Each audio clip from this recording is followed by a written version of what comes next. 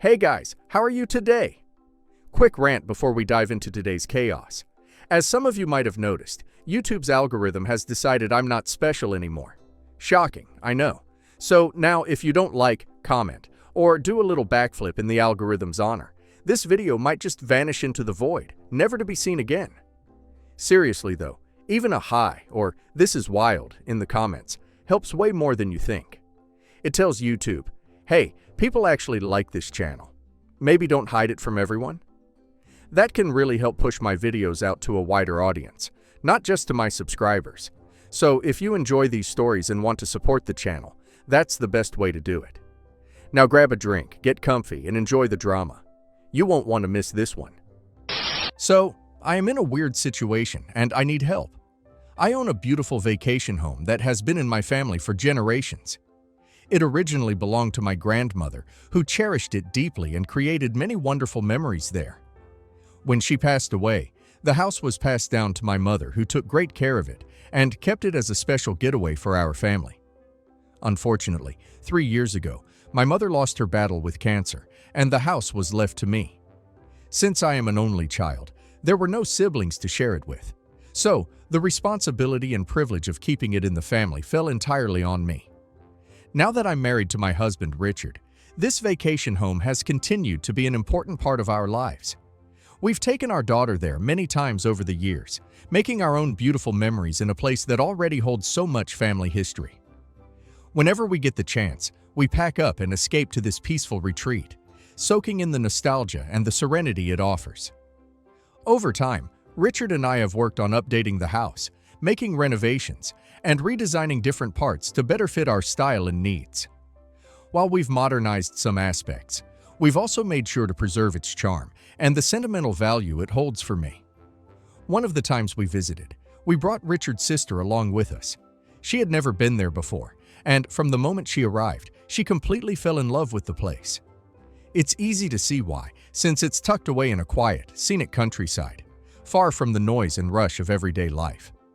The house has a huge backyard, perfect for relaxing or hosting gatherings, and a stunning pool that makes hot summer days so much more enjoyable.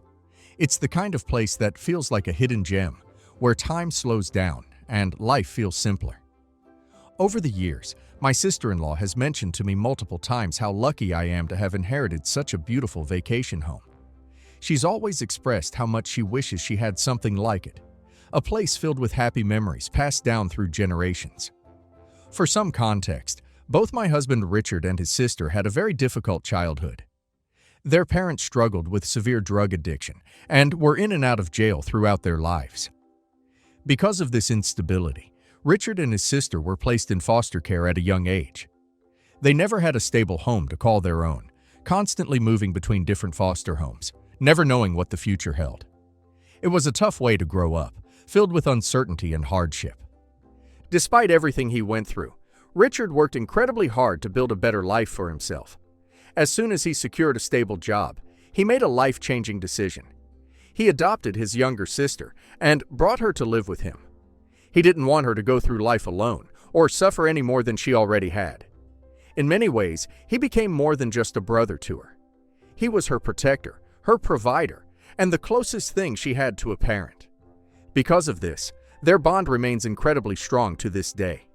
They've been through so much together, and no matter what, they always have each other's backs. When I first met Richard, he was very open about his difficult childhood.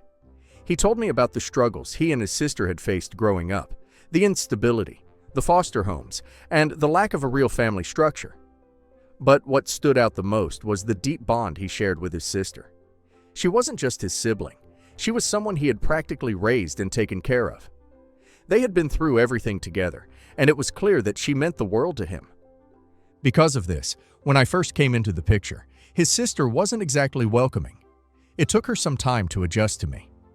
Richard was the only real family she had, and she was extremely protective of him. At first, she kept her distance and wasn't particularly friendly. In fact, she was often dismissive, not even bothering to call me by my name. I'll admit, it was tough in the beginning. There were moments when she could be quite mean, and I could sense that she was testing me in her own way. But I didn't take it personally because I understood where she was coming from. She had spent her whole life relying on Richard, and the idea of someone new coming in and potentially changing their dynamic must have been scary for her. But as time went on, things started to shift. She began to notice just how much Richard loved me, how serious we actually were, and how happy I made him. Slowly, she warmed up to me, and our relationship started to change for the better. Over the years, the three of us have grown incredibly close. Since Richard and his sister don't have any other relatives, and I don't have siblings of my own, it's really just the three of us. That's why when my sister-in-law expressed sadness over never having received any kind of family inheritance, it really stuck with me. She had never been given anything from her biological family. No heirlooms, no childhood home, no sentimental treasures passed down through generations. I could tell that deep down it hurt her. After thinking about it, I made a decision and decided to give her a key to my family's vacation home. I told her that she was family to me, and because of that, I was completely fine with her coming over to the house. I reassured her that she could visit whenever she wanted, as long as she gave me a heads up first, so that our schedules wouldn't clash. Sister-in-law was overjoyed, practically bursting with excitement, and eagerly agreed to the arrangement, promising to always check in before planning a visit. At first, my sister-in-law was respectful of our agreement. She would always call me before making any plans to visit the vacation home, just like we had discussed. But then last year, things started to change. The first time she broke our agreement, I found out when I received a notification from my security camera of the vacation house. When I checked the footage, I was surprised to see that she was at the house. She hadn't mentioned anything to me beforehand. I immediately called her to ask what was going on. She apologized, saying she hadn't meant any harm and had simply forgotten to let me know. She promised that moving forward, she would always check in with me before visiting. I decided to take her word for it and let it slide, assuming it was just a one-time mistake. But then, not long after, she did it again. This time, it wasn't just an unannounced visit. She had brought someone with her. When I checked the security footage, I saw a man I had never seen before. Neither Richard nor I had any idea who he was. At this point, I was frustrated. I called her again and reminded her that we had a simple rule. Just let me know before coming over. It wasn't about controlling when she could visit, but rather about making sure our schedules didn't clash. As it turned out, Richard and I had actually been planning to go to the house that very same weekend. And if she had just called, we could have worked something out before. Instead of understanding my frustration, she brushed it off like it was nothing. She casually told me that she was just too excited to spend time with her man and didn't really plan ahead. It quickly became clear that she had taken this mystery man there for what seemed like a romantic weekend getaway. Despite my irritation, I decided to let it go again. I didn't want to turn it into a bigger issue than it already was. But deep down, it left a bad taste in my mouth. I had given her that key as a gesture of love and trust, and she was starting to take advantage of it. However, when Richard and I visited the vacation house the following weekend, right after my sister-in-law's little getaway, I was completely unprepared for what I walked into. The moment I stepped inside, I could tell something was off. The house, which I had always taken pride in keeping clean and welcoming, was in complete disarray. The floors were sticky, like someone had spilled drinks everywhere and never bothered to wipe them up. The trash bin was overflowing with empty alcohol bottles, evidence of what had clearly been a party-like atmosphere. But the worst part was the bedroom. It was a complete mess. The bed was unkempt, the sheets were all over the place, and the whole room had an air of carelessness, as if no effort had been made to tidy up, even slightly. I was absolutely furious. It wasn't just that the place was messy, it was the sheer disrespect of it all. She had left the house in this state without even bothering to call and inform me. She had knowingly walked away, fully aware that I would eventually be the one to find it. The realization hit me hard. She had clearly taken my kindness for granted. I immediately called her, barely able to keep my anger in check. I asked her outright who did she think was going to clean up after her. I had come to the vacation house expecting a peaceful weekend, only to be greeted by a disaster that I now had to deal with. Instead of owning up to it, she casually said that she had simply forgotten to clean, and then had the audacity to tell me that since we were family, she didn't think I would be so offended by how dirty everything was. That was the last straw for me. I made it very clear to her that this behavior was unacceptable to me. I warned her that if she ever planned to visit again, she needed to inform me first. Otherwise, she was no longer welcome. My voice was firm, and for the first time, I didn't sugarcoat my frustration. For the next few hours, instead of unwinding as I had planned, I found myself scrubbing floors, taking out garbage, and restoring the house back to its normal state. Richard helped out too. Only after all that exhausting work could we finally sit down and relax. All these incidents started to change the way I saw my sister-in-law. I was starting to see her in a different light.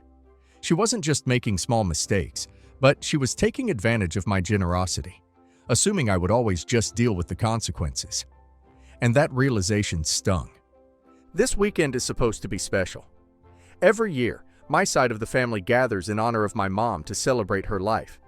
It's a tradition we've kept going since she passed away, a way to remember her and cherish the bond we all share. My dad, my grandfather, and some of my close cousins all come together at someone's place, and we just enjoy each other's company. This year, I was excited to host it at my family's vacation home. Richard and I had been planning it for weeks, making sure everything would be perfect. But today, just one day before the gathering, my phone buzzed with a security notification. My stomach dropped. I knew exactly what it meant. When I checked the camera feed, my worst suspicion was confirmed.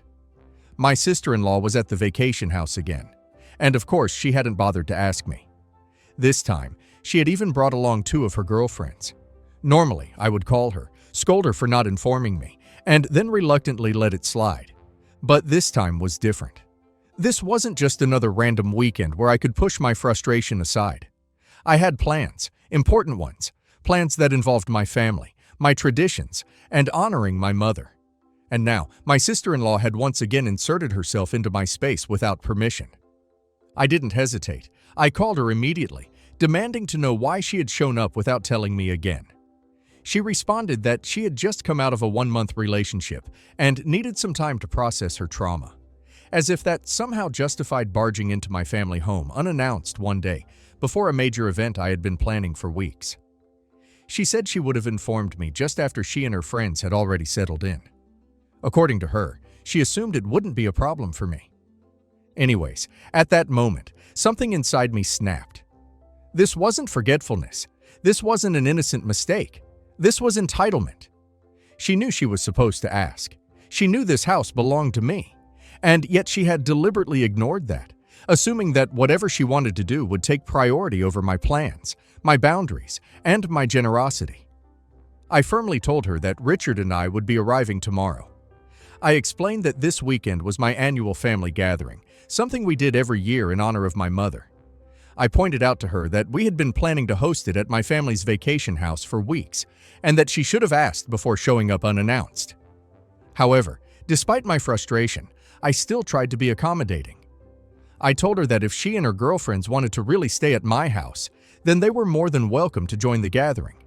After all, I didn't want to kick her out just for the sake of it.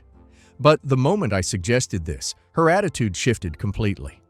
She immediately refused, making it clear that she had no interest in being part of our event. Instead of acknowledging that she had overstepped, she doubled down and argued that I wasn't being fair. According to her, she needed this weekend to unwind with her girlfriends, and having my family there would ruin her time. Then, as if she had any right to make demands, she actually had the nerve to suggest that I should be the one to change my plans. She insisted that I either move the date of my family gathering or find a different location to host it so that she and her friends wouldn't be disturbed. I was stunned. The entitlement was unreal. Here she was in a house she did not own, a house she was only allowed to visit because of my generosity, telling me, the actual owner, to rearrange my plans because she had decided last minute that she wanted a private getaway. At that moment, any lingering patience I had left for her completely disappeared. This was blatant disrespect, and I had officially reached my breaking point. I told her, plain and simple, that I wasn't going to ask my family members to rearrange their schedules just because she had shown up unannounced and decided she wanted the house to herself. If she wanted an uninterrupted getaway with her friends, then she needed to find her own accommodations, and fast, because Richard and I were arriving tomorrow no matter what. That's when she completely lost it. She started arguing furiously, her tone dripping with frustration and self-pity. She accused me of being inconsiderate, acting as if I was the one imposing on her plans, when in reality, she was the one who had barged into my space without permission. Then, as if trying to guilt-trip me into backing down, she dramatically claimed that I was ruining her plans and that she needed this weekend as a mental health getaway. At that point, I had heard enough. I wasn't going to let her manipulate me into feeling bad for standing my ground. Yes, I understood that she had been through a lot in her life. Yes, I knew that she was hurting over her breakup, even though she had been with the guy just for a month. But none of that gave her the right to demand that I change my plans, or to act like my generosity is something she is entitled to. She is acting like she owns the place, and I am officially done putting up with it. Am I an a-hole? Not the a-hole. OP gave her so much grace here. OP didn't just let her use the house. She handed her something incredibly personal and sentimental, because OP wanted her to feel like she finally had family history too. In return, she treated it like an Airbnb she didn't have to pay for or clean. Showing up unannounced once is already pushing it. Doing it again, bringing a random guy, trashing the place, and then basically saying, well, we're family, so it shouldn't matter, is pure entitlement. The fact that she did it again right before a memorial-style family gathering for your late mom makes it even worse.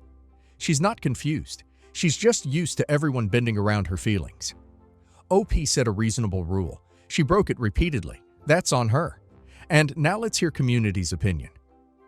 Honestly, this is what people mean when they say, don't reward bad behavior. You gave her a key, trust, access to a place that carries your childhood, your mom, your grandmother, and she repaid that by lying by omission, disrespecting your space, and acting like you are inconveniencing her by wanting to use your own home. The mental health excuse and the "I assumed it would be fine" line are just manipulation. Being sad, traumatized, or heartbroken doesn't turn someone into the owner of someone else's property. You aren't her therapist, landlord, or maid. You're the one person who actually tried to give her a sense of belonging, and she stomped all over it. Not the a-hole at all for snapping and finally enforcing boundaries. The only tiny thing I'll say is this. I get why your husband is emotionally tangled, because he basically parentified himself with her. To him, she's still the scared kid he rescued, and that's probably why you've both tolerated way too much from her. But traumatic childhood explains behavior. It doesn't excuse it forever. She's an adult now, and she's weaponizing that history to bulldoze your boundaries and play victim anytime someone says no. You didn't scream at her. You didn't ambush her. You just said, no, my mom's memorial, and my family come first. You can join or you can leave. That's more than fair. She chose to argue instead. That's her decision, not your cruelty. Solid, not the a-hole. Update 1. I want to take a moment to thank everyone who has shared their thoughts on my situation.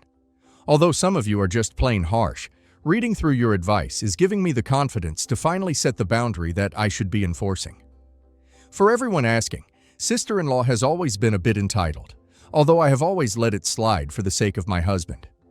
For example, back when Richard and I got married, she threw a mini tantrum about how she should have been my maid of honor. She made a big deal about how she deserved a special role because she was his only family.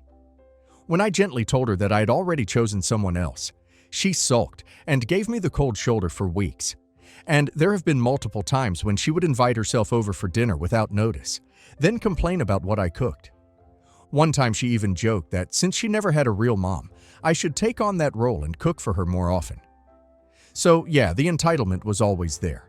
But despite her selfish tendencies, I let things slide because I wanted to keep the peace.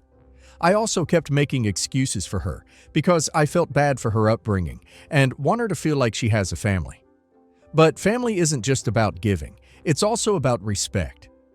And the hard truth is she isn't respecting me, my home, or my generosity. For anyone else struggling with setting boundaries, let this be a reminder. Being kind does not mean being a doormat. You can love someone and still say no to them. You can want the best for them and still refuse to let them take advantage of you. As for my sister-in-law, I haven't decided yet what to do next, but I do know one thing for sure. This is the last time she walks all over me. Update 2. Just when I thought things couldn't get any more ridiculous, my husband called me from work a few minutes ago. Apparently, my sister-in-law decided to take her complaint straight to him, whining like a toddler about how I was evicting a struggling family member and being insensitive to her mental health struggles. I could practically hear the frustration in Richard's voice as he explained what was happening. He wasn't buying into her dramatics either. In fact, he was just as upset as I was. He agreed that she had no business showing up at our place without asking first, and that her behavior was completely out of line. To try and defuse the situation, he even went out of his way to be generous. He offered to pay for the nearest hotel room, so sister-in-law and her girlfriends could have the weekend getaway she was so desperate for. It was a completely reasonable solution. She would still get her alone time, and we could still host our family gathering as planned. But of course, that wasn't good enough for her. She insisted on staying. She didn't want a hotel. She wanted my house, and she wanted it on her terms. At this point, I am not even surprised anymore. I am just ready to retaliate. She isn't a victim here. In fact, she is knowingly being entitled, manipulative, and completely disrespectful. Update 3. At this point, I've had enough. Sister-in-law wants to act entitled. She wants to act like my own house isn't mine to control. Fine. I have decided to take the petty route. I called up the police on her. I calmly informed them that someone has broken into my property because that's exactly what it is. Trespassing. Sister-in-law has no right to be there. And since she refuses to leave, even when Richard offers to pay for a hotel, I have no reason to keep playing nice. After the phone call, it didn't take long before the police showed up at the vacation house. And as expected, the moment they arrive, I get a furious call from my sister-in-law. She is screaming at me, demanding that I tell the officer she has permission to be there. But I don't do it, and remind her that she in fact does not have my permission. I calmly tell her that she has repeatedly ignored my boundaries, that she has been warned before, and that this is entirely her own fault. She tried to argue, tried to play the victim, but none of it mattered. The police didn't take long to make their decision. She and her friends were arrested for trespassing. I don't feel bad at all. Not one bit, because at the end of the day, I gave her every chance to respect my space. But she took my generosity for granted and treated my family's home like her personal property. Well, now she knows that I'm not playing around. My husband had no idea about what I had done until he got a frantic call from his sister, sobbing and screaming for him to bail her out. She was hysterical, acting like I had committed some unforgivable crime against her. She kept crying about how she couldn't believe I would go to such extremes over something so trivial. When Richard got home this evening, he immediately tried to talk to me about it. He wasn't outright angry, but he was definitely overwhelmed. He said that he could have convinced her to leave eventually if I had just waited a little longer, but I wasn't having it. I looked him straight in the eye and told him exactly why I did what I did. His sister had repeatedly ignored my boundaries. She had time and time again shown up at my property without asking. And this time, she went as far as demanding that we change our plans for her just because she had a 1-month breakup. I asked him point blank, what kind of grown adult acts like this? Who in their right mind thinks they can just take over someone else's home and then throw a tantrum when they're told to leave? I made it very clear to Richard that I was not a pushover. I had been more than patient with her before because I considered her family. I let her get away with her behavior multiple times despite my frustration. But this was a line crossed, and she needed to learn that her actions have consequences. I told my husband that if his sister was crying about how unfair this was, then maybe, just maybe, this was the wake-up call she very much needed in life. She had treated my kindness like a given, something she could take advantage of whenever she pleased. But now she would finally understand that I was not someone to be disrespected. I told him flat out, it's time she learned her lesson, and I expected him to back me up on this, because at the end of the day, she was his sister, but this was my house. And I was done playing nice. And just to make sure there are no more surprises, I've already decided that I'm going to be changing the locks tomorrow. No more access, no more unannounced visits, no more treating my house like her personal vacation resort. Sister-in-law can throw all the tantrums she wants. She can cry about how unfair this is. But at the end of the day, I refuse to let it happen again. Update 4. Despite all the chaos with my sister-in-law, my husband and I still went ahead with our annual family get-together just as planned, and it was amazing. My dad, grandfather, and cousins all showed up, and we spent the whole weekend reminiscing, laughing, and celebrating my mom's memory. This was what the house was meant for. Family gatherings filled with love and respect, not someone treating it like a free hotel. Richard and I also had a long conversation about everything that had happened. He admitted that at first he was taken aback by how far things escalated between me and his sister. But after thinking it over, he realized that I had done the right thing. He saw how his sister had ignored my boundaries over and over again, and he understood why I had finally put my foot down. He even agreed that changing the locks was the best decision. There was no way we were ever dealing with this again. But, of course, sister-in-law wasn't done making a spectacle of herself.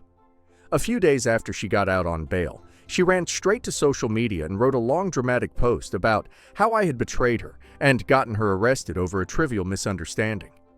She painted herself as this struggling family member, just trying to find peace, while I, the cold-hearted villain, had her thrown in jail without mercy.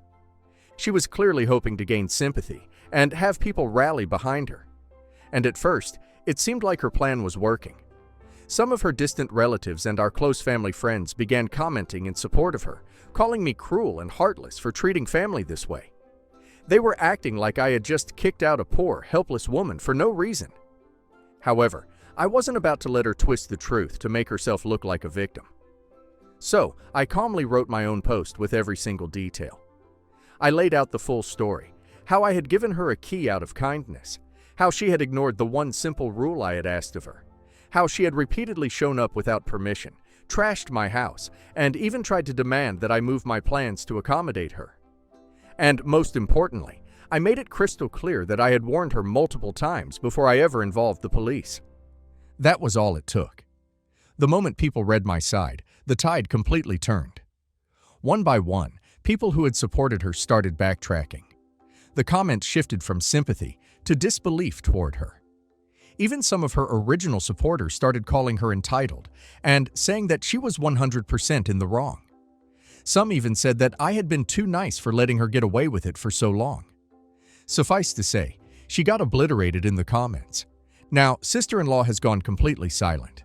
She thought she could spin the narrative in her favor, but all she did was expose herself even more. As for me, I'm completely at peace. My family gathering was a success. My husband is fully on my side. The locks are changed, and everyone now knows exactly what kind of person she is. Update 5. It's been 2 months since my last update, and a lot has happened. As expected, sister-in-law's case did go to court because I continued pressing charges. She tried to play the victim, but at the end of the day, trespassing is trespassing. Since this was her first offense, she got off with just a petty fine, which honestly was more mercy than she deserved. Since then, she has not dared to speak to me. Not a word, no fake apologies, no attempts at playing nice, just radio silence. And honestly, I prefer it this way. But what's even more interesting is how this whole thing has affected her relationship with Richard. They've always been extremely close, but right now, things are rocky between them. She fully believes that Richard should divorce me for what I did. She's convinced that I ruined her life and that he should have never taken my side.